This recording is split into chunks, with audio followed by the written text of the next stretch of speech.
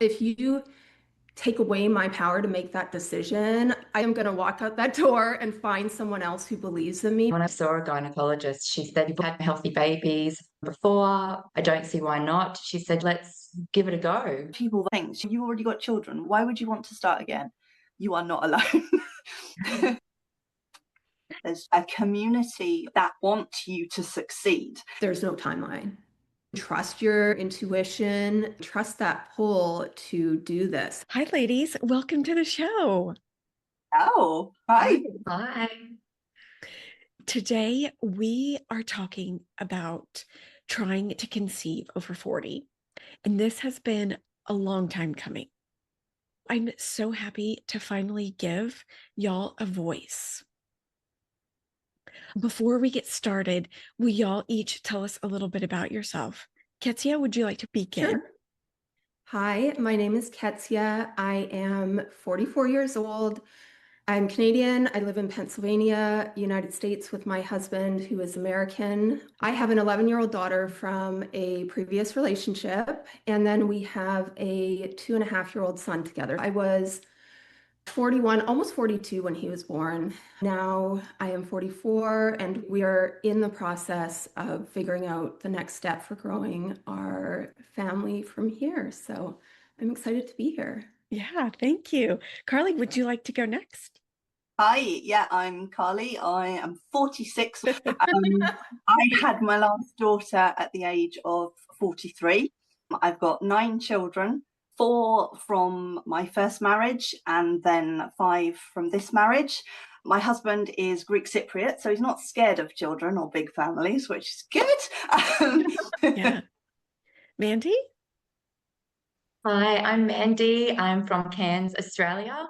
I'm 44 years old. I have 2 children from a previous marriage that are 16 and almost 19. I have a 20-year-old stepdaughter and she has a baby. I have a little step granddaughter, and I also have a stepson who is 22 and he has a 2-year-old toddler. Yeah, so 2 children of mine, 2 belong to my husband, and then we've got 2 little grandbabies thanks to his children. We have been trying officially to conceive our own child for 9 months, but it's been a few years to get to this process. Let's get into the questions. What was the specific moment or aha moment that you realized that led you to pursuing pregnancy? Mandy, would you like to start off that one? Yeah, I always felt I wanted more children, but I was in a very abusive marriage. So left that there. When I met my now husband, he is so amazing and patient. I got to see what a good dad he was to my son who's with us. So a couple of times we had the big discussions. We wish we had children together, but he had a vasectomy. So it was not something simple. 3 years ago, we discussed him having his vasectomy reversed, and his son partner announced they were having a baby. So we put it on the back burner and thought maybe this isn't meant to be for us. We traveled, we've had a lot of fun together, but that niggle to have our own child together has still been there. In 2024, my family doctor told me he thought I needed a hysterectomy because of endometriosis and adenomyosis. I was quite upset and thought, wow, okay, so the feeling I'm always going to have more children is wrong. It was hard to take that news for the few months while I waited to see a proper gynecologist. When I saw a gynecologist, she said to me, "Are you done having children?" And I said, I didn't think I could have more children given the endometriosis, the adenomyosis, etc. And she said, "You've already had 2 children before, healthy babies. I don't see why not." She said, "You're one of the healthiest people I've had come in here." So she said, "Let's give it a go." She did my bloods. She was very happy with my results that came through. My hubby booked in a vasectomy reversal. That took a while to find a doctor who would do it, given that he had his vasectomy 10 or 12 years earlier. Then we found a doctor on the Gold Coast, Australia, and he said if she would agree to have a child, I would get my vasectomy reversed tomorrow. So we had all positive from him, positive from my gynecologist, and we decided, all right, let's do this. Kezia, did you have anything to add? Yeah, just thinking about it while I was listening to Mandy say that is part of not knowing I had this cyst was that it was affecting my cycle. And there was things that were happening that were leading me to believe I'm in perimenopause, right? Which is, of course, any doctor will say, oh, you're in your 40s, you're in perimenopause. But what does that actually mean? And it varies so much from woman to woman, right? I'm kind of like Mandy, where I'm like, if you tell me, if you take away my power to make that decision, I literally am going to walk out that door and find someone else who believes in me, because I just don't believe that's true. It'd be different if I was actually in menopause, right? And someone had said, okay, you have not had a period for 2 years, all these other things, right? None of that was true. Having this surgery and having this moment of clarity where I was like, this is a reason why some of these things were happening over the last 12 months that I just kept chalking up to exhaustion, stress of the new house. I'd done pelvic floor rehab and I thought maybe there was some pelvic floor damage. We were building the home gym here. We're still working on it. I was doing my workouts and thinking on the doctor was like, oh, it could be musculoskeletal related and all this stuff. Long and short of it was, I was like, I don't think we're done. And I don't feel like the things that were happening had anything to do with my fertility. And it just really, in the last few weeks, has just it's shifted my mental state in a way that I can't really put into words, but I'm just more determined. And that's how I was with Tristan, though, because my husband told me that mentally he had come to the point when I lost my period after the miscarriage, he came to terms with the fact that we weren't going to have a child together.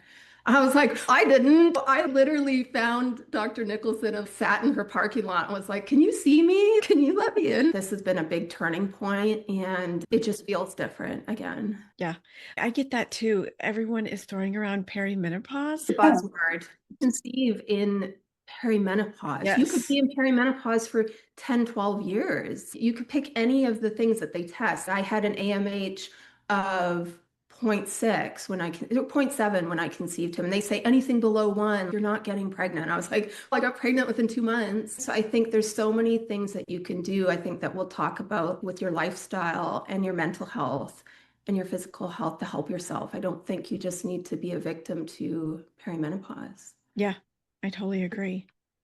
Yeah, Kezia, would you like to go next? Sure. I have a daughter from a previous relationship. She's 11, and my husband and I met in 2018. Me and my daughter are Canadian, so we had to immigrate here. We had to immigrate during COVID, which, as you can imagine, was a total nightmare. We knew from the beginning we wanted to get married. We wanted to have at least one child together.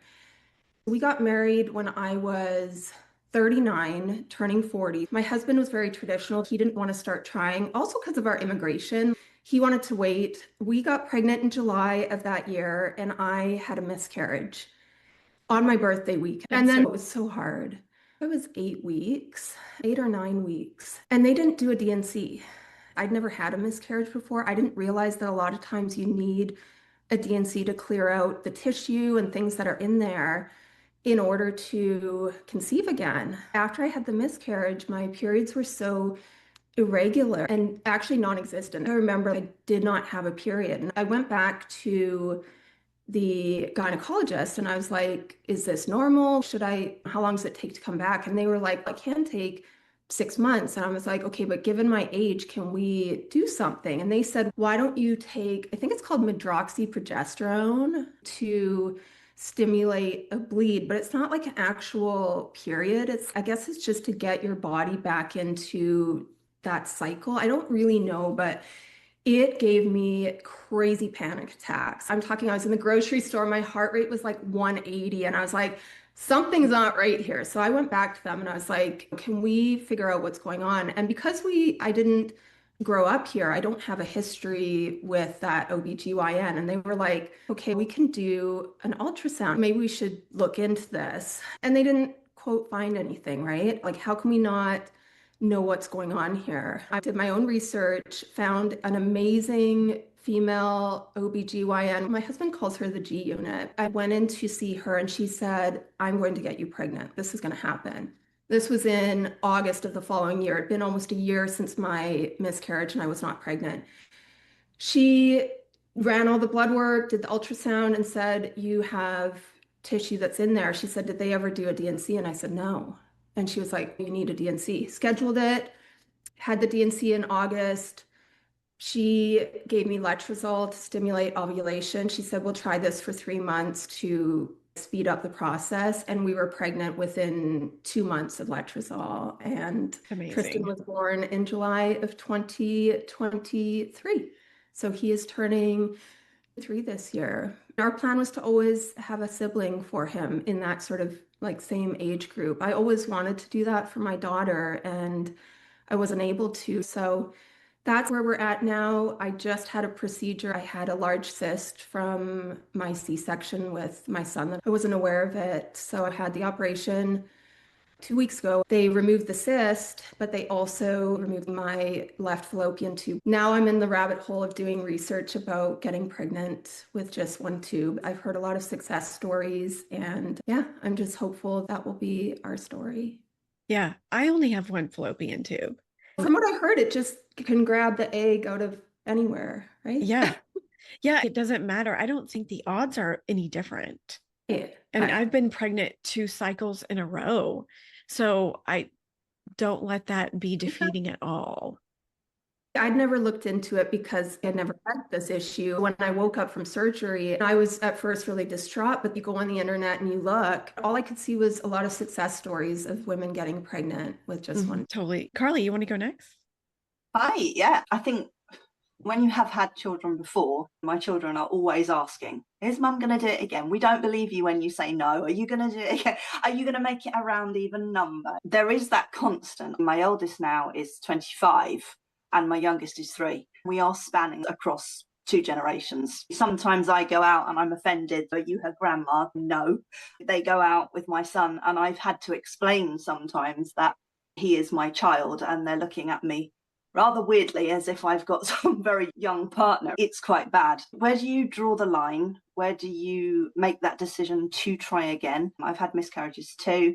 I had a miscarriage after my last daughter. It wasn't exactly a planned pregnancy, but I wasn't preventing either. So I knew it was possible. That was my first miscarriage. That really did scare me. I've had a few before, but very early. With this one, it was quite physically bad, apart from the emotional turmoil of going to a 12-week scan and finding that your baby had passed away several weeks ago and nothing had happened. It is distressing. Do you put yourself through that again? Do you not? We haven't done the, if this doesn't happen by this point, we'll stop.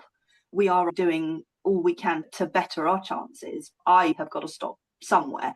I think if I could keep going a bit longer, while you have the physical symptoms, your cycle changes and you're tracking and hoping you're ovulating, and it's all very normal as it was before, I feel that pressure clock more from him than I would do from me. I think it's like, we'll talk about stopping in a few months, and I'm like, okay, I need to ride this because it affects them as well.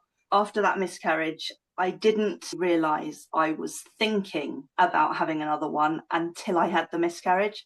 And then that loss suddenly became so huge. Yeah. It was quite consuming for a long time. And it was just like, okay, I'm obviously feeling this. Let's give it a go. And if it doesn't work, it doesn't work. Mental health is huge, and it's a big problem through all of this. You can have all of the support of your husband, or if your family and friends know, you can have all of the support there. But a community of anyone who has experienced a success over 40, these people are so loud. They want you to succeed. Sometimes you need that power from someone else to just say, you do. You can. Get your mindset in it. You can do this. I love that. Our next question is, what does your journey actually look like right now? What are you doing? Are you tracking medications, treatments, and supplements? Kezia, do you want to start that one off? So supplements, I take CoQ10. I've always believed in that just from a heart health perspective. And what I found personally when we were trying to conceive him is that for me, my anxiety and my stress levels play a big role in my cycle and in my They always say, just relax, go on vacation and you'll get pregnant. That's not an option for us, right? But it's that same idea of things that I can do in my lifestyle, like my supplements, like my CoQ10, like my prenatal, my vitamins. I take a bunch of things like moringa and I take ginger and turmeric. I take things that are antioxidant based. I also meditate every day. How do you fit that in your schedule? I got sober from alcohol 5.5 years ago. I would have never got pregnant if I had tried when I was still drinking because I was such a heavy drinker and a drug user. So getting sober was a big part of that. What I do right now, I get up at 4:45 and I come down here to our little basement gym and I lay on the floor or sit on the mat and I do my little 10 minutes meditation and then I do a workout. I start my day by myself. Usually my son is awake, but my husband, he's sleeping on the floor in Tristan's bedroom, don't ask. So I can see them on the monitor and I'm like, okay, he's awake, but he doesn't have to get up to go to work until an hour after I get up. So I take advantage of that hour. And for me, that's been the only way to do it because I found myself getting resentful. If you don't make time for yourself, nobody else is going to do it, especially when you have responsibilities like kids, like husbands. I don't work outside of the home, but I have a lot of responsibilities here and a lot of creative projects that I'm working on. I did Spirit Babies. I don't know if you guys have read that, but I did. Yeah. I did that, and that was really helpful as well. So anything that you can tap into your subconscious is going to put you in the mindset of gratitude that you already have that outcome that you want. So you already have that next baby. You're already living in that timeline. And I think that's how I go about my day. So exercise, whole food diet for the most part, and supplements. Just, I don't take a lot of supplements, fiber and protein, I do that, but just really the CoQ10. Last time I did baby aspirin because that's what they say for anyone over 40. And this time I had chronic hypertension with him, but that was not true as it turned out. Yeah. Awesome. Carly, would you like to go next? I'm doing the ovulation tracking, or we've got the standard Clear Blue. Try to eat clean as much as you can. Just avoid the massive sugar spikes. With regard to vitamins, we're doing a multivitamin, obviously, that contains folate rather than folic acid for the absorption. The high dose CoQ10, that's egg and sperm quality. Also, really high dose, I think it's 2,000 micrograms of the essential omegas, which is supposed to be egg and sperm health. It's an array of the multivitamins, just trying to boost everything. That's great. Mandy, what about you? Yeah, so I do track my ovulation. I've got the Clear Blue, I think it is, the proper digital one. So that way I know I'm definitely ovulating. I'm taking the CoQ10 Vitex. Thanks to you in this podcast. I'm getting all the ideas. Myo-inositol, I take that as well. There's some other amino acids. I think L-glutamine it's called. And then wild blueberry powder. I have hubby on sperm health supplement as well. Yeah, we're both quite fit. We like to exercise and get outside, try not to eat too much junk food, try not to drink much alcohol, really, maybe the odd glass of wine here and there. And then, yeah, we try and have fun and sex. That's really the only way it's going to happen. Lots of sex. We're all walking around going, today it's a solid smiley. Today is a solid smiley. So no one has gotten to the point of medication or IUIs or anything like that. No. Yeah. We are waitlisted to see a fertility clinic. Jimmy's Dr. D's vasectomy reversal suggested maybe trying IUI. I saw a gynecologist, I think only 2-3 weeks ago, and asked her about Clomid, but she said because I ovulate, I don't need Clomid. She did do a womb biopsy on me though for the endometriosis and just to see where my womb health was at. And they rang a few days ago to say that it was very healthy and they hope to see me in the obstetric clinic soon. So That's yeah, awesome. it was nice. You love to get great news sometimes, doesn't it feel good? Yeah. It does. Our next question is, have you changed anything about your lifestyle since starting and trying to conceive? Food, stress, supplements. We've talked about that, but I guess if you want to elaborate on that, Mandy, have you done anything? I think I do the same thing. I try and do a meditation every day, even if it is only a 10-minute one. Try and keep my stress levels down without going into too much of my past. My ex-husband still does a lot to try and cause a lot of grief, like has withheld my eldest child for most of the last 6 years. So I barely get contact with my son. So I guess birthdays, his birthday's coming up, Christmas, all those things are quite emotional and do cause me a lot of stress. He kept the youngest son longer than he was meant to also last time he saw him. I guess I had that stress there, but I try so hard through counseling, meditation. I will go see spiritual healers, you name it. I try everything just to try and let go of that stress and have faith.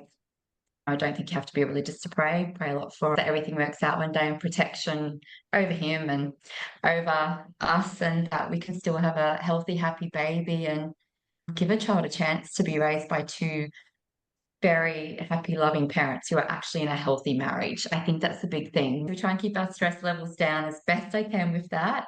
Hubby is very good at sometimes if I get in a little slump at taking me out and we go to the creeks or the beach and get out in nature actually a fair bit. I find that helps a lot. Nature, up in the vitamins and trying. Celery juice is a big one. I don't know if you guys have ever heard of medical medium. Celery juice several times a week. So there's another book to look into, Medical Medium, and he's very big on being vegan, though I'm not. It's really hard. Yeah. What about you? Do you have anything to add?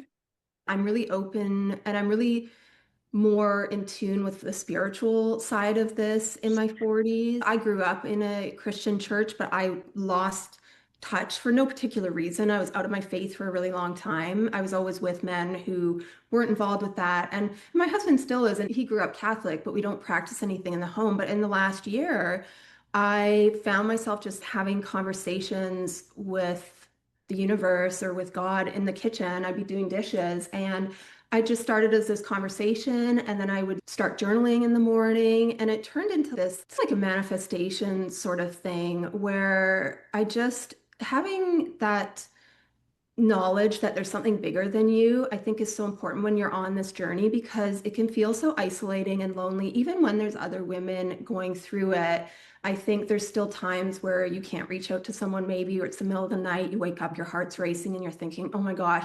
And a lot of that is because we're exposed to a constant barrage of like, when you're over 40, it's just never going to happen. You're too old, you're 43, hang up your whatever now. And it was like, if it gets like that and the noise gets loud, I get off of my social media. I curate my feed to have really positive things in it and people in it. And I think that's been different for me now, as opposed to living in fear and believing what other people were saying. And getting outside, like Mandy said, touching grass is just so. Yeah. We've been in a snowstorm for 2 weeks and I'm like, man, I just want to get outside and I'm recovering from surgery and they're like, just keep it cool. And I'm like, I just want to get out and do something. Yeah. Carla, do you have anything to add about anything that you're changing or doing? Only really trying to cook from scratch, things like that. With a bigger family, we're used to cooking relatively big meals and trying to do things from scratch. But the noise can be so loud and you do just have to, like you said, Kezia, it is very much you have to switch it off. And how you switch it off some days is impossible. Okay. And we had one Instagram question about breastfeeding, but no one is breastfeeding and trying to conceive, right? Yeah. You are breastfeeding. Okay. With my last daughter, I was breastfeeding. My periods didn't come back until sort of 12 to 18 months. I was feeding her until she was almost 2. She is now nearing 3 and still won't let go. It's only in the evening for that comfort. Definitely limit that to get those cycles to come back. It feels wrong to be doing it, but also your brain is saying you've been doing this for 18 months. That here they advise anything from 1 year to 2 years, dependent on who you speak to. When I had my older children, it was literally 6 months. If you can do 6 months, that's amazing. Everyone's journey is so different. But for me, I have had to wait a couple of times to get those cycles back. Yes, definitely. Kezia, are you breastfeeding? So I exclusively pumped with Tristan. I just weaned off pumping about 2 months ago. Oh, So congratulations. now I tapered down, but I was an oversupplier. So I was a milk donor. I donated 6,500 ounces to NICU babies. Awesome. I used to send coolers of milk from Pennsylvania to California. If I was to do it again, I would find somewhere around here. I wanted to nurse him. It just never worked. And we didn't have the proper support here in the hospital. Their lactation clinic was not that good. And I was stressed out, and he was a huge baby, and it just did not work the way that I wanted it to. I taught myself how to pump, which is really stressful, to be honest. It was very hard, but it was definitely one of the most rewarding things that I've done. It took me a long time to let go of that. My cycle came back within 12 months. But I was not ovulating cycles, and just things were a little bit weird. And I think my hormones were just all over the place because I'd be like, I'm going to wean, and then I'd go down, and then I'd like not want to let it go, and then I'd start again. I think the whole breastfeeding journey is just an emotional one. So I am looking back now, I'm glad that I'm done now. It was a bottle for him, right? But for me, But it was. imagine how many babies you've helped. Oh my Lord. Yeah, I still have some milk in the freezer because I want to make some breast milk jewelry too. Oh, that'd be cool. And Mandy, you aren't breastfeeding, right? No, I have heard that can happen. Yeah. I fell pregnant too whenever I was breastfeeding. It's wild how that works. The body's amazing. Carly, you are up next. What has surprised you the most about trying to conceive over 40? Okay, I think, to be honest, how much it consumes you. As I say, I know physically there's changes. If you are still getting all those signs throughout the month and you feel like your body is still doing what it was doing in its 30s, then that's wonderful. You've got some idea of what's going on. But mentally, it does consume me. Whether that is because I feel like I'm on clock, not sure really. It's not like in your 20s when we were trying to get pregnant in our 20s. You have to realize, A, you're younger, B, your partner is younger. They're excited for all the events in their 20s. They're absolutely great. But obviously, we're happy to go along with it. The excitement is there all the time. When you're 40, aside from anything else, women are hitting their peak in their 45. They're quite happy to carry on. But our partners, not so much. They're getting tired. And I think the consuming, it really does take up so much of your time. I know later on we're talking about what's the first thing you think about when you wake up, and it really does consume you. You're concerned about where you are in the month and what's going on, and is it today? And also that worry, what if it works? What if it doesn't work? It's not just you're consumed by what you're doing at the moment. Have I taken my vitamins? Am I relatively relaxed? Is it the right time of the month? Am I tracking? Is it a smiley day? Is it a flashy day? Your questions are constant, but also you have the fear. You have the fear. What on earth am I going to do if this works? That thought of getting to that 12 weeks, it is huge. It's quite a worry. And what if it doesn't work? Then you're back there at the beginning of the next cycle doing the same thing all over again. I just think it takes its toll. It really does. Yeah. Mandy, what about you? What has been the most surprising thing about trying to conceive over 40? I think that you actually have to try. When I was younger, I was 24 when I first got married and went off the pill. Everyone said it takes a good year or two to fall pregnant after the pill. I fell pregnant 6 weeks after stopping the pill. It's the fact that now you kind of actually have to try and maybe be aware of your body, your environment, your stress levels. I guess you still get that little bit of fear from people. Not everyone knows that we're trying for a baby either. A lot of my friends don't even know yet. People's negative opinions. So then you are trying extra hard to make sure your body is healthy, so you have a healthy baby. I guess there's a little bit more thought into it. And each month when you do get your period, you think, how many more years of periods do I have left before now? So I guess it's a little bit like that. Yeah, that's great. Kezia, what about you? What is the most thing that has surprised you about trying to conceive over 40? I think just really what we've already covered is I feel like you need more of a mental fortitude to do this in your 40s because automatically it comes with a whole bunch of negative connotations from different parts. I wouldn't say that I experienced it that much when I got pregnant with Tristan for the fact that I met my husband later in life. I also came out of an abusive relationship with my daughter's father, and I was a single parent in active addiction. So my life was a complete shambles before I met James. And I think when we met, it was always the expectation we're going to have at least one baby, right? There's just other things that they'll be like, why are you still doing that? You're done having kids. And I'm thinking, what the F do you know? Like, there's that mental fortitude to stay the course and to surround yourself, like Mandy said, people, women who are on this journey too, listening to this podcast on Jamie's page, like people who aren't afraid of all the things that might go wrong. They're excited about what if it goes right? What if this happens? And just staying focused on that. So for me, my husband just turned 40 a couple weeks ago. So I feel like he's still a spring chicken. And so for us, it just, yeah, it's never a thought in my mind that it's not possible. It's just when will it happen? Like, how long will it take? Yeah. I get a lot of anxiety right before I start my period too. Yeah. Am I? Yeah. Very all consuming. Okay. Our next question, let's start with Mandy, is how has this journey changed how you see yourself as a woman, a partner, and future mom? I think it's more, I feel connected with that whole, the divine feminine, like that women have been having babies for thousands of years. And when did we put an age limit on it? I think it is awesome and exciting to show women that they don't have to cram everything into their 20s. I think it just makes me feel more really in touch with that whole feminine side and the nurturing and the mothering. I think we're trying to bring back that village. We want the women just to go back to women feeling nurtured and loved and the children having that environment around them. So I think it's something to be more aware of as we get older, that this is something that you can do and that you've got more life experience for the kids.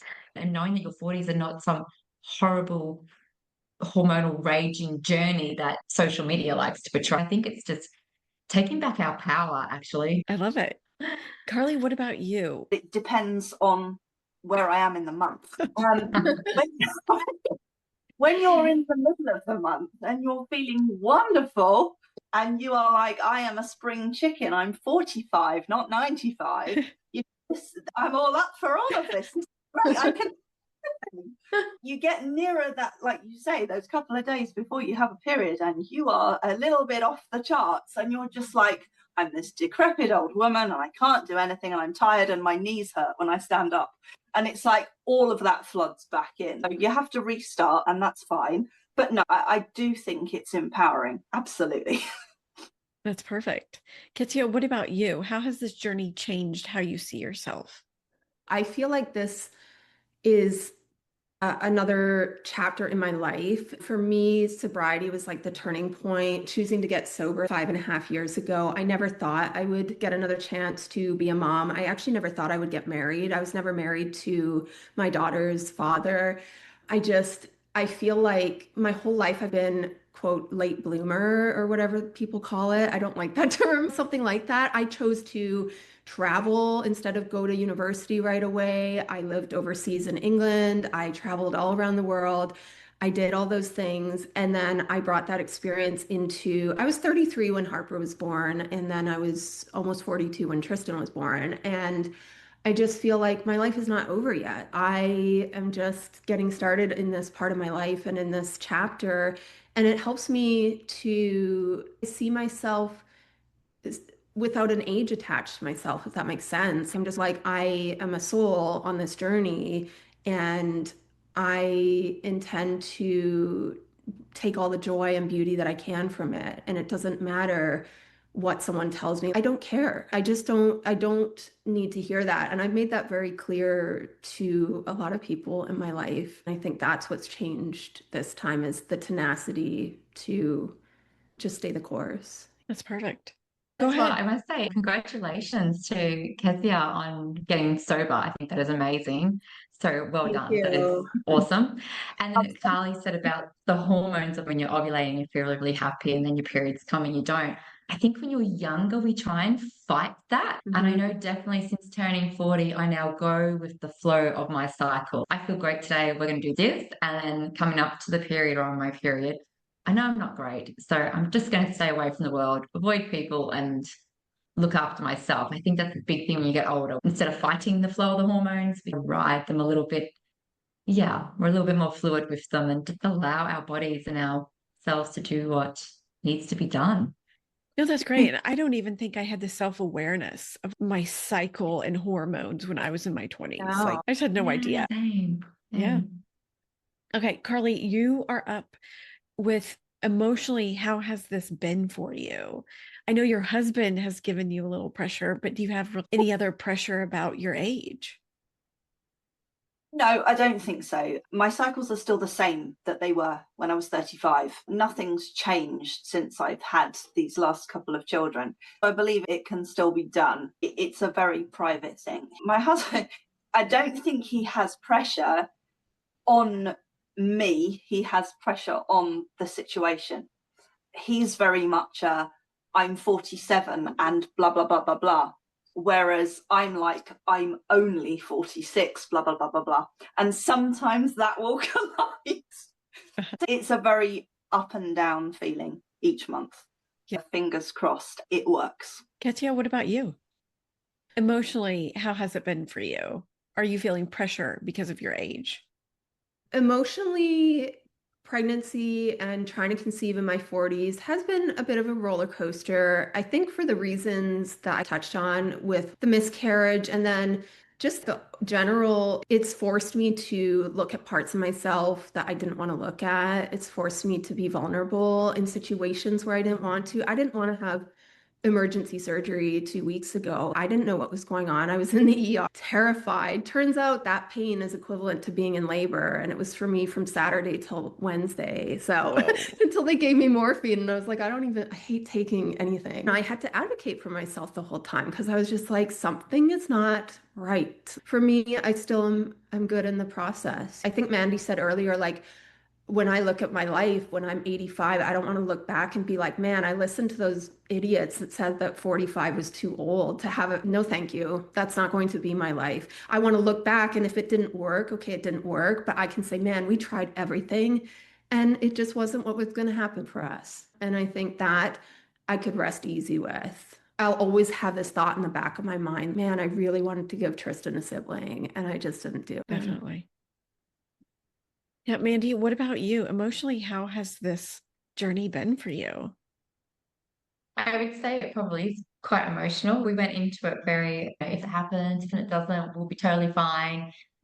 And then when it doesn't happen, you get your periods every month, you do get a little bit sad. I know I was 20 years younger, but I guess because it did happen easier for me when I was younger, you think, why is it not happening so easily now? It really hasn't been that long. So from when we could start trying, because a vasectomy reversal, you actually have to wait several months before they will let you start trying to get rid of old sperm, damaged sperm, whatever it all is. So it's quite a wait.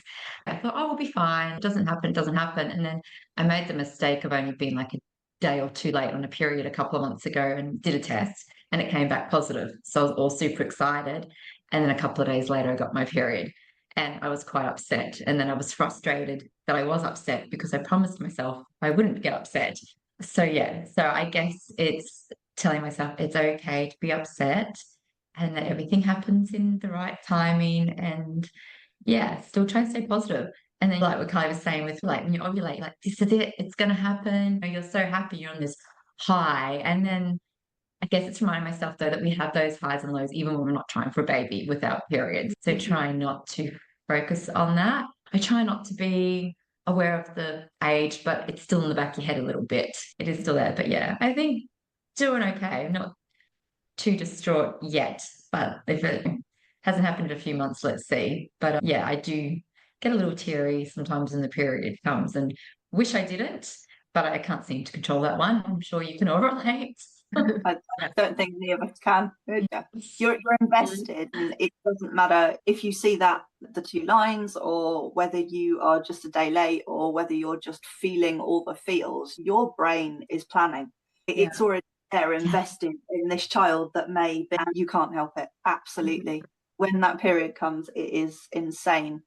My cycles are everywhere. When I was younger, even when I first came off the pill, it was anything from 32 to 46 days. It was nuts. Really couldn't track things like that. And now, if I have a day, because now I know when I'm ovulating and I'm doing the tracking, if I go past those 14 days, it's, oh my God, and you've already, your head has decided that you are pregnant, that it's all going to work. You're going to be bringing this child home in 9 months' time. You've got this vision of passing this baby around your family and everyone's celebrating. And then, bam, gone in an instant. And you can't control that. You can't control what that feels like. Yeah. Even though we aren't really trying, and I was late 3 days, even though I got a negative, there's still your heart just, Yeah. okay. It's still disappointing. It's so weird. Why? But yeah. That's a sign. It tells you that you would be really happy. Yeah. That's true.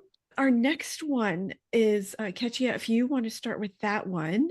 A lot of these, like we already talked about, like being open with friends. I think we've talked about that. What helps us through, we've talked about that. Yeah. When we wake up, we haven't talked about that. When you wake up, what's the first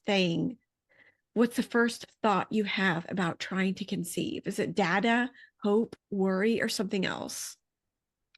Gosh, I honestly think it depends on the day.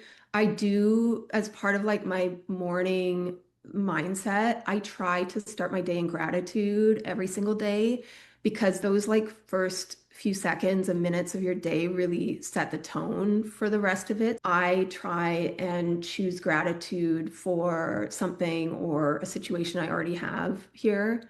And that just naturally flows into allowing you to be open to receive abundance in other areas of your life, right? The first thing I would think about, I'd be like, okay, should I hold my pee for a little bit or go and do my ovulation strip now, whatever. And like when we were trying, after we'd had the miscarriage, and my husband and I hadn't really communicated about how it had affected him, it had affected him more than I realized. And he was getting upset seeing like the ovulation sticks in the trash. And he was just like, I didn't know we were like trying. And I was like, what do you mean you did? It was just one of those things where we hadn't communicated. I think this whole journey has brought us so far from the people who were trying then when I was 40 to now when I'm 44. We've been through so many things to get to the point of getting our baby here and all that. So I think that, to come back to what you said about the morning, though, I think really you have to just, for me, I have to start in that gratitude space from the get-go, because it just, your brain wants to take you back to old patterns and things that happened the day before and autopilot and all this stuff. And while it's great to have that routine, when it comes to your mindset, you have to really watch, because your mind is tricky. It's the same with me with drinking. My brain can be like, well, you used to have fun. You could just have one. No, I cannot just have one, right? That's a lie. So there's a lot of things that your brain tells you that are not true. Yeah. Mandy, what about you? What is the first thing you think of when you wake up about trying to conceive? It's a little bit crass, but when are we going to have sex today? At the end of the day, that's not going to happen. So it's like trying to work out with my husband what his day looks like, what my day looks like. Are we sitting in the morning, or is it going to be before my son gets home, or at night? So I guess that is goes in the back of my head. And then where I'm at in my cycle, we need to make sure it's today, or yeah, that probably, to be honest, is because at the end of the day, if we're not having sex, I'm not going to fall pregnant. You have to schedule it sometimes. You have to figure out where it fits. Am I relaxed today? Is my day going to be a stress-free day or a relaxed day? But I, like Katia said, I like to wait. I like to get up early, and my hubby knows this. So usually he leaves me with my half hour to myself to have take all my supplements, my morning coffee, and sit outside and watch the sun come up. I find I'm a lot happier when I can start my day off a lot more relaxed when I can do those things and just have Yeah. the quiet of the morning, and then it sets the tone to have a calm day. Yeah, Carly, what about you? What is the first thing about trying to conceive do you think about in the morning? Yeah, at the moment it is data. It usually is. Is it today? Is it this day? And I like to know that we're on the same page. He does ask, are we nearly at that time or not? And to be fair, if it is that time, then he'll know by about 10 o'clock, because I'll start setting the pace in the morning. It's happening tonight. Then yeah, absolutely. Is tonight sex for having a baby, or is it sex for fun? So yeah, it is usually data, but obviously nearing that end of the month, you are then thinking about your worry and all of that. But no, it is usually data at the moment, which doesn't make for a fun sex life. No. It's work. It's workbench sex, and that's the problem. We heard it on Maths or whatever it was that we were watching a while back, Maths Australia, and that's what they were saying, about the conceiving. It's workbench sex, and now my husband's taken up that term as well, and it's, are we on the workbench? And I'm like, no, dear, we still love each other, On that workbench. Our next question, Mandy, if you want to start that one, what kind of support has helped you the most and what hasn't? I think that when you see doctors and that they're positive, and people who do know being supportive, mostly, I think that helps. If you're around people who are happy for you and supporting you, I definitely think that makes a big difference. Who is Definitely that your for you? podcast. I guess a couple of my close friends, which is terrible because I also have close friends who don't know yet. And I guess I don't say anything because just if it doesn't happen, I still have my friends then who don't know about it and I don't get their pity. Does that make sense? I've got the friends who are having children in their 40s or wish they were having children in their 40s that know. And then I have some really close friends who they saw me go through a lot. So I don't want them to pity me if it doesn't happen. And I still want to have some people to tell surprise to. Yeah, but I definitely think that your podcast has been, for me, a big game changer. When I found that, like I go for my walks, my hikes, I re-listen to stories, and I think anytime I start to doubt myself, I just re-listen to your podcast. So thank you. I think that is such a huge support. Obviously, my husband is super supportive. I've had a few friends I've gone to say something to, and then they've gone, oh, I ran into so and so the other day. Do you know that they had a baby? And I'm like, oh, I have heard they've had a baby in their 40s. And one friend the other day goes, who the F would want to do that? Yeah. So No. I'm not saying anything. Oh, she's a great friend, but yeah, she was like, who the F would want to do that? So then I'm like, I won't share that. Yeah, no, I get it. There's some people that Yeah. just aren't fit for that support role. Yes, yes. Carly, what about you? What has been the biggest support and what hasn't? I think really the support at the moment, as I say, because nobody knows, does tend to come from, like you say, podcasts, listening to positive birth stories and success stories over 40. In a practical sense, if we are both on the same page and my husband knows that today is the day, in all honesty, actually initiating that to happen makes me feel supported, because it means I'm not constantly saying it's this day, or trying to make things happen without him going, seriously, is it today? I didn't know what day it was. So it's nice having that level of support. Where we've told people before, sometimes you do get a very positive reaction. Ironically, mainly the kids, the other children, particularly the older children, they're far more excited than anyone else when you tell them there's going to be another one. Probably that's because they don't live with them. I don't know. But that's all. We've also had miscarriages and then told people. And in all honesty, I would have expected more. I'm not expecting people to come rallying around you, but I was quite surprised at the, oh dear. It really left me quite torn. And it's just because you have a child or you have children, it's almost like it's not so much of a loss. So I think that negativity has been carried through this time. So no, that's part of obviously why some people don't know. It's a lot to shoulder if it doesn't work, but then you know which people to go to. You know where you can get the support you actually need. Yeah, I think for my husband, we are quite supportive. Coming from his Greek heritage, big families are fine. It's not frowned upon, obviously, or thought of as completely crazy. They just ask him if we own a TV. But other than that, he gets that level of support from the fun that we try to make of it rather than anything else. But it is hard going. It is hard going sometimes. And Kezia, what about you? What kind of support has helped the most and what hasn't? Honestly, I don't have a lot of in-person support around this. I think it's just a couple of things, just due to I live in a different country from my family. My parents are in their late 70s, and in at least my mom's eyes, we're done.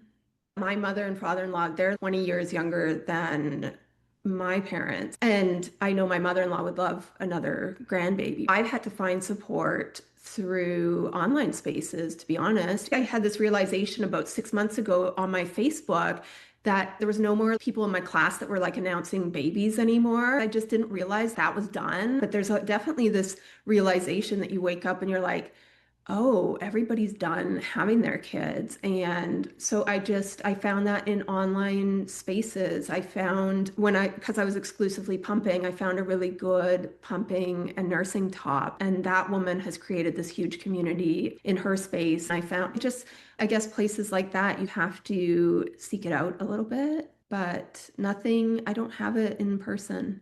Yeah.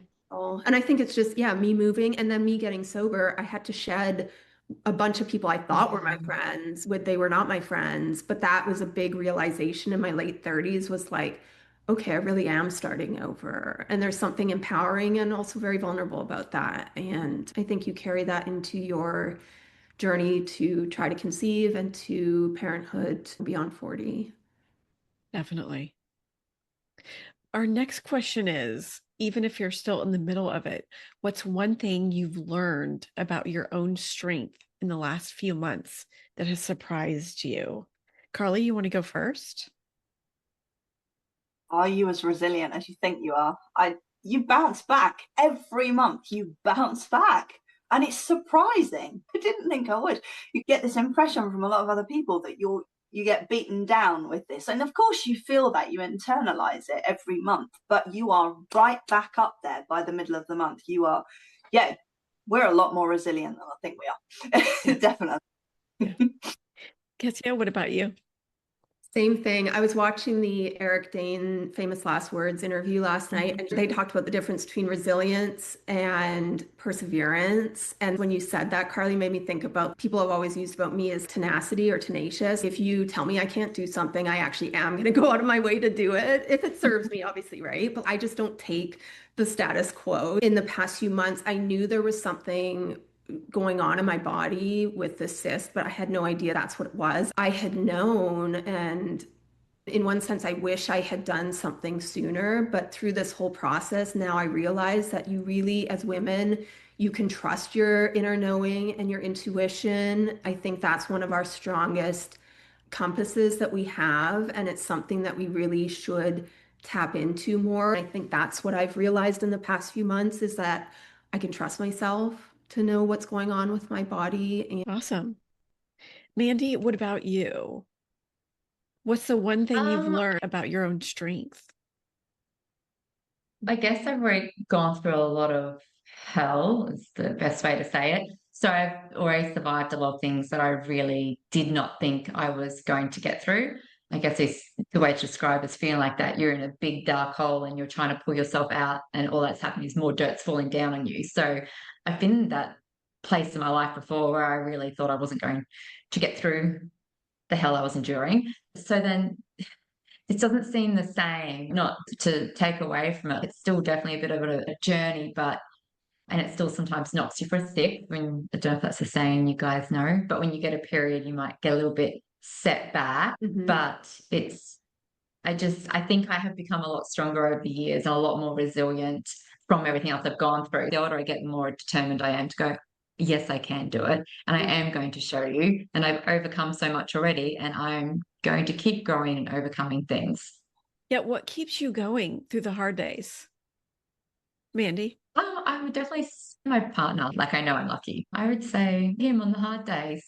Honestly, having a supportive partner in life is life's lottery. I think having experienced the other way before, definitely there is such a huge difference. If you're within a loving, supportive, healthy relationship, that is the ultimate goal in life. And a baby would be a nice bonus. Yeah. Yeah. Carly, what about you? What keeps you going on the hard days? Yeah, I agree. My kids are funny, they're kind, they're witty. We're not this crazy bunch of rowdy nutters as a comic relief from my husband, or however you like to put it. That's what you need. That's how you come back. You have to find your people. Yeah. Kezia, what about you? What keeps you going on the hard days? I definitely think a lot of times, because I'm home with our son all day, every day, and my husband works day and night right now. And I think just being with him and seeing his face at the end of what I went through to get him here.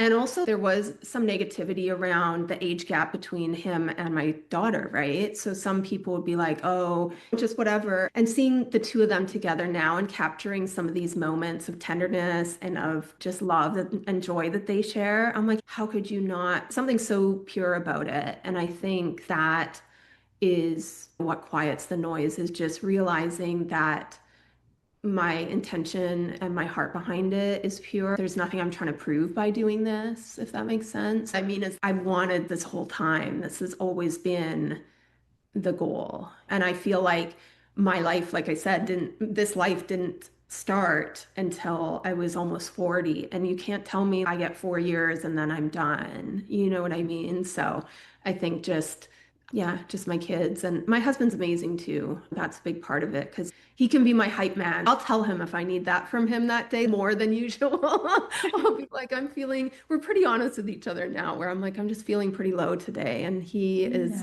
good at trying to lift my spirits. Love that. Our next question is, how do you balance realism with optimism? Carly, you want to start with that one? I'd like to say fight the realism sometimes. You have to face it. The likelihood is it will be harder in your 40s. But do you know what? Put your crown on and hope for the best. So you're going to do whatever, if you've made that decision, you're going to do whatever it takes to better your chances. Today, that's being put that way because today we need the optimism. Yeah, Mandy, what about you? How do you balance the realism with optimism?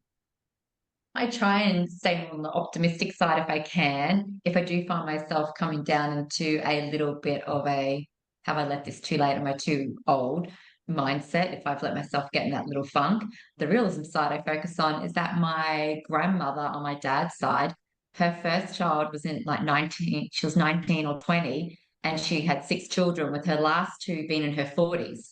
So then I'm like, that is reality. My grandma had 2 healthy babies in her 40s. Not that anyone ever spoke about it, but she did. So I guess then that tries to help keep me optimistic too. This was her reality. This is in my genes that this has happened.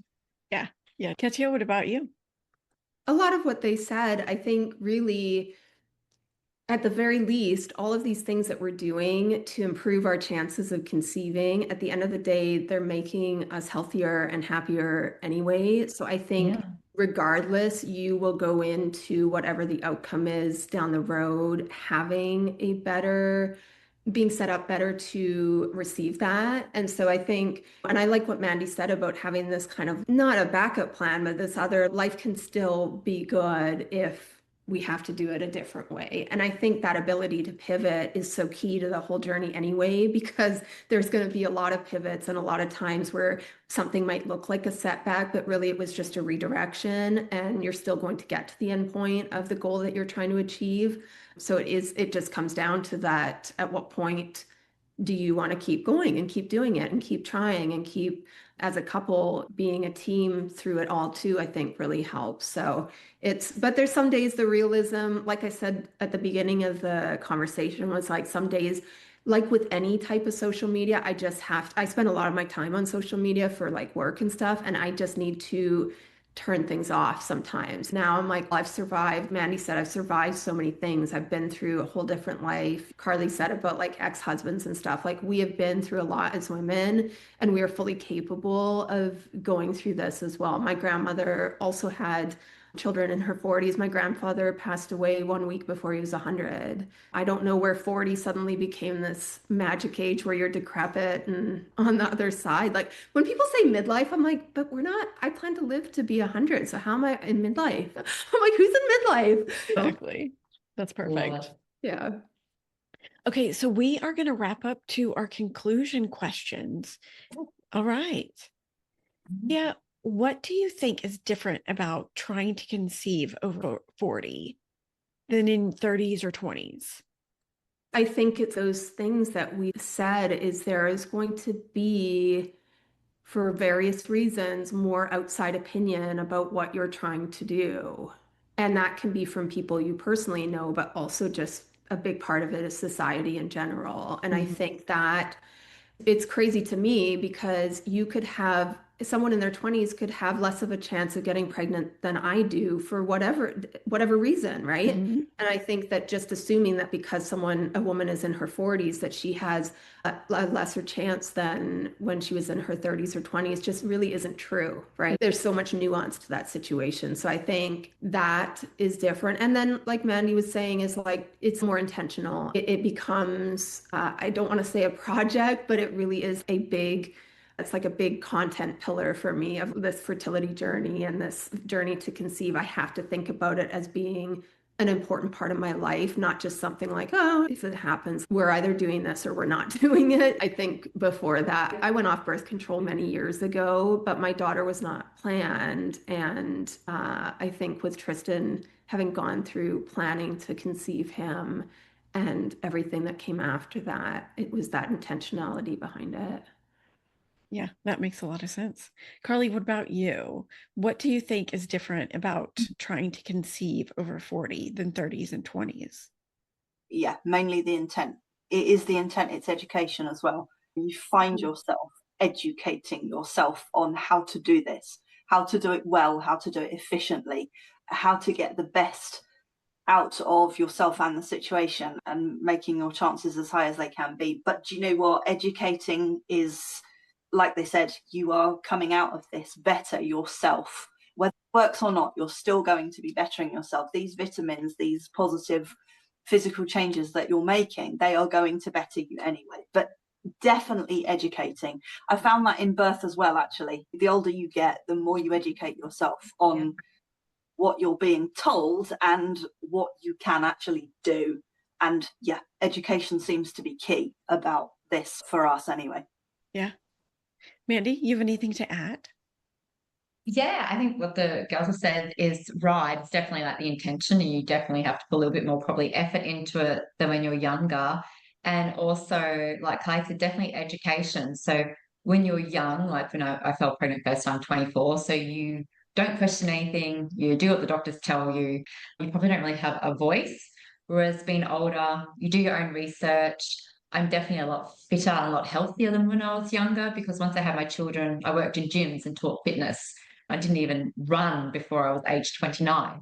So I think it's a lot more of that intention of being healthy, being active, and being more aware of my body and more aware of what I'm putting into it. I would just say that definitely being older, you're a lot more wiser, you have a lot more knowledge available to make informed decisions and about your lifestyle and about what you eat or what you do.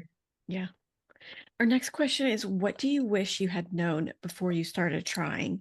Mandy, you want to take that one? I wish I knew that the vasectomy reversal wasn't like, hey, they get it done and 2 weeks later you can have sex and make babies. So I didn't, maybe we would have done that a few years earlier if we had have known that it can take quite a few months. And then it also takes time for the sperm to get stronger and healthier. So I didn't know so much about the endometriosis and adenomyosis when I was younger. So yeah, I wish I knew more about my body when I was younger.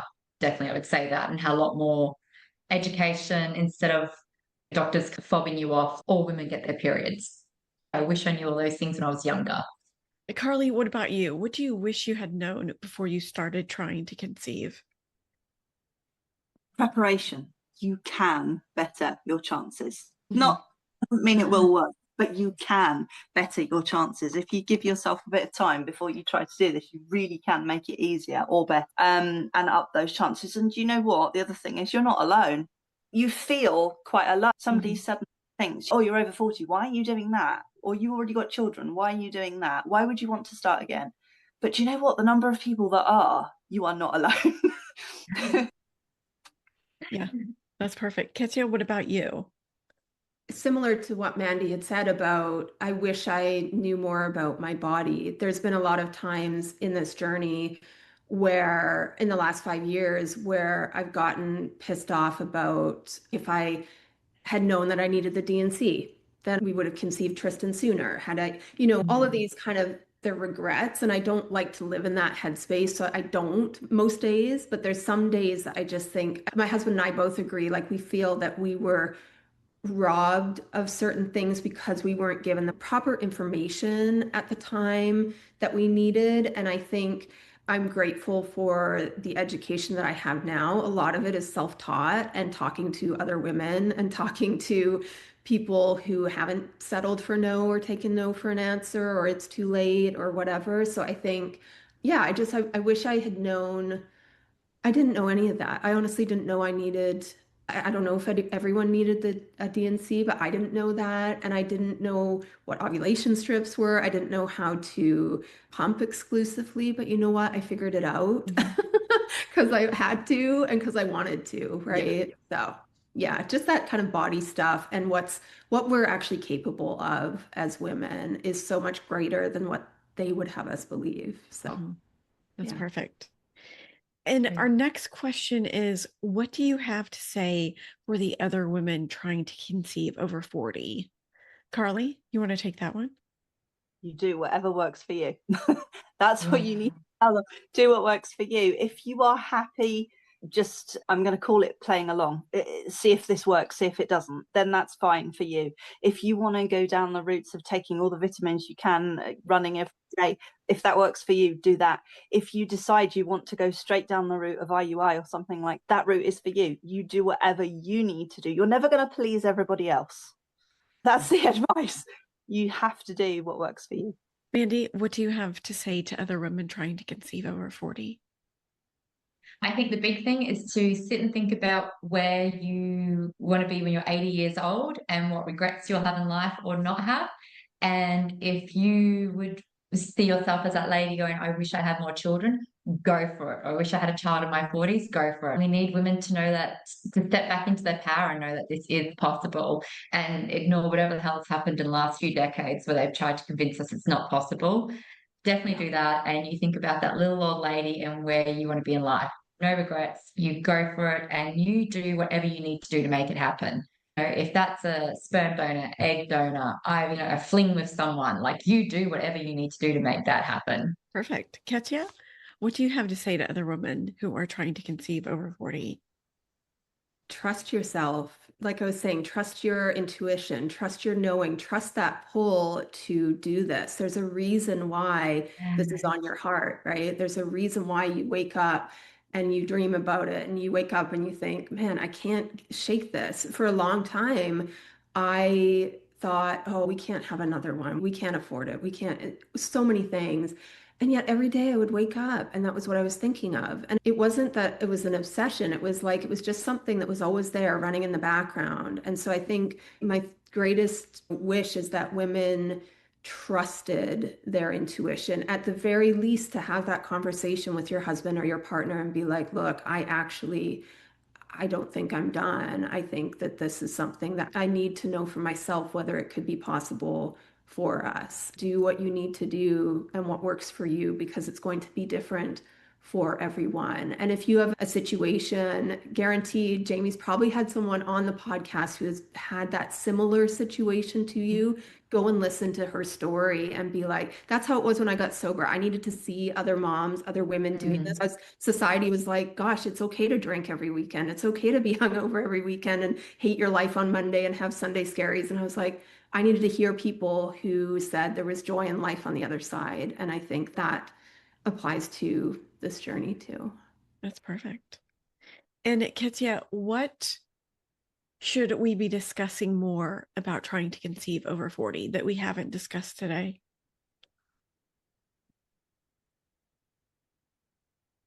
Gosh, that's a good one. I just think this idea of a one timeline for everyone thing, it's not the same for everyone. And it's not, at the end of the day, it's up to you at what point and how many methods and how many ways that you try to make this happen for you. And I think we need to talk more about offering support for women, however far they decide to take that journey, not being like, okay, it's okay until you're 50. And then if you're over 50, no, okay, there are women who are over 50 who are trying, right? And just finding that little niche and really putting those stories out there, like what you're doing, I just think that's incredibly important because it gives hope to this process and to this journey. And I think that's what we need to talk more about is just there's no timeline. Yeah. There isn't. Yeah. Carly, what about you? What should we be discussing about trying to conceive over 40 that we haven't discussed today? I think, again, I agree with that totally. You've got to have some form of support system. But I think, I touched on it earlier, I think that the cliff edge, every month I talk about this cliff edge. And obviously it seems to happen periodically, but obviously you've got the cliff edge after ovulation where you're, oh my goodness, what's happened? And then obviously your second cliff edge when you're the day before the period where you're just a bit off the charts. But having that result, once you've gone past that day, there are so many people who don't have a support for whatever that shows. And I do think we have to talk about that because, like I said, when you have already invested in something that is there or isn't there, what happens to you after that it's really solitary. I've found a couple of pregnancy tests that I've done very alone, finding that information out. And it is a really solitary process those times. And yeah, talking about that, it is really important, and finding a forum again like this, because everything that you feel there is completely normal. It doesn't matter what that outcome says, it is really normal. And we talk about this quite quietly. It was negative and I felt really sad, and you don't give yourself grace for the fact that you should be able to feel sad. Definitely talking about the results as well and how you go forwards the next month. Yeah. That's perfect. Mandy, what about you? Yeah, I think both ladies had really valid points there. And also maybe I do know from the podcast that there are a lot of women who have had losses and miscarriages. So maybe a suggestion is the best way that those women feel that they could have been supported better or what needs weren't met to help you get through that. So maybe a little bit on ways to deal with a negative result or the losses, like women talking about what helps them cope or what they wish other people had offered them in their support system. And also too, everything's always on, not you in this podcast personally, but in general over 40 trying to fall pregnant. It's generally always about us women, our health, what we're doing. There's never very much focus on the men. And I think that may be interesting to know. I know some women it's sperm donors and things like that, but what the partners are doing to be healthier or to make their sperm as viable as possible. So yeah, maybe just a little bit more on the support for the losses and kind of like what partners are doing to also help, because it shouldn't just be straight on all the women all the time. It takes an egg and a sperm 50-50 to make a baby. That's right. Ladies, that wraps up all of our questions. Would y'all like to share your contact information and where can women connect with you? Mandy, you want to start that? Yeah, so I'm on Instagram under Fun in the Sun One. It is set to private, but if you DM me and let me know that you heard of me through this podcast, I will happily accept you. Carly, what about you? We are all lowercase, Mrs. Moo. Again, I will well assume that I'm set on to private, but again, I'm more than happy for anyone to DM. That's fine. Awesome. Kezia, what about you? Mine is not set to private. I'm on Instagram at the Kezia Haynes, all lowercase, so the and then KEZIAHAYNES. And yeah, I'm on there with a bunch of different things. I'll happily accept anyone who sends me a message, though. Definitely let me know if you follow in case I miss it, because I want to connect more in this community.